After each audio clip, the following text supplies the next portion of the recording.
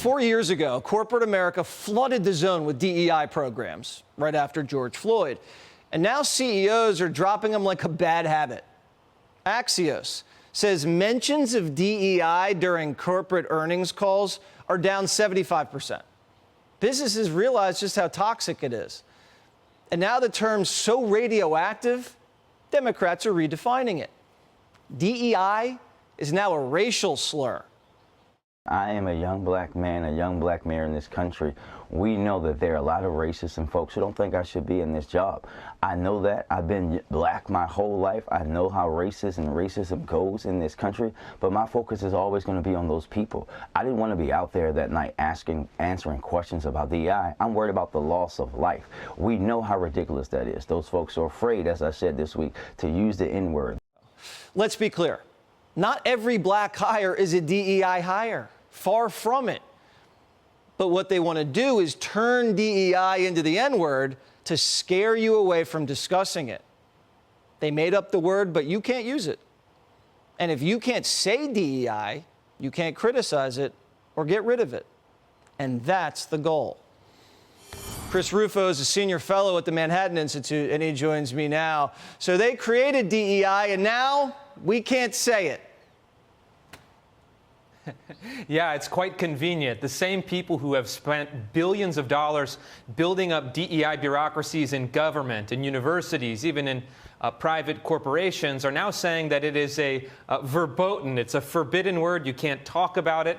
And the same people who say we're now hiring people on the basis of DEI get very angry if you point out that they're hiring people on the basis of DEI. And so we see a pattern that repeats itself over and over. The left has a bad idea, it fails, the right points out the failure, and then the left simply changes the language. So we need to keep focusing on pointing out exactly what DEI is, exactly why it doesn't work, and not let the scaremongering and fear-mongering stop us. Where do you see the DEI movement going? You heard everyone's just not even mentioning it anymore. It's a problem. It's not profitable. It hurts corporate culture. Where do you see the next 2 or 3 years? I think it's going to be a drag-out fight over DEI. And luckily, we have governors like DeSantis in Florida and now a half dozen other states that have abolished DEI in all of their state universities. They're setting the template for getting rid of this. But what I think it's going to take beyond that is coordinated lawsuits to show that DEI programs are actually a violation of American civil rights law. They systematically discriminate against white and Asian men in particular.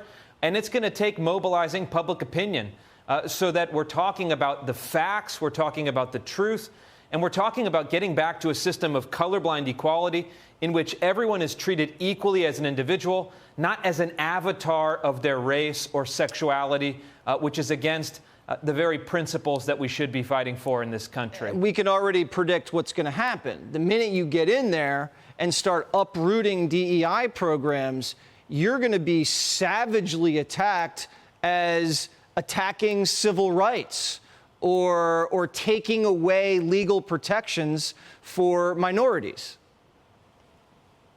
Yeah, but it's all bark and no bite. In my role as a trustee at New College of Florida, one of the first things that we did is abolish the DEI department. There were protesters, there were angry people, there were emails, there were even some threats when we first arrived on campus. Now fast forward 6 months, it's totally quiet. It's all bark, no bite. Republican politicians just need to get the job done. That's good to hear. I think a lot of people need to hear that message. Thanks so much, Chris Rufo, on the front lines of the DEI battle. Thank you. Click here to subscribe to the Fox News YouTube page to catch our hottest interviews and most compelling analysis. You won't get it anywhere else.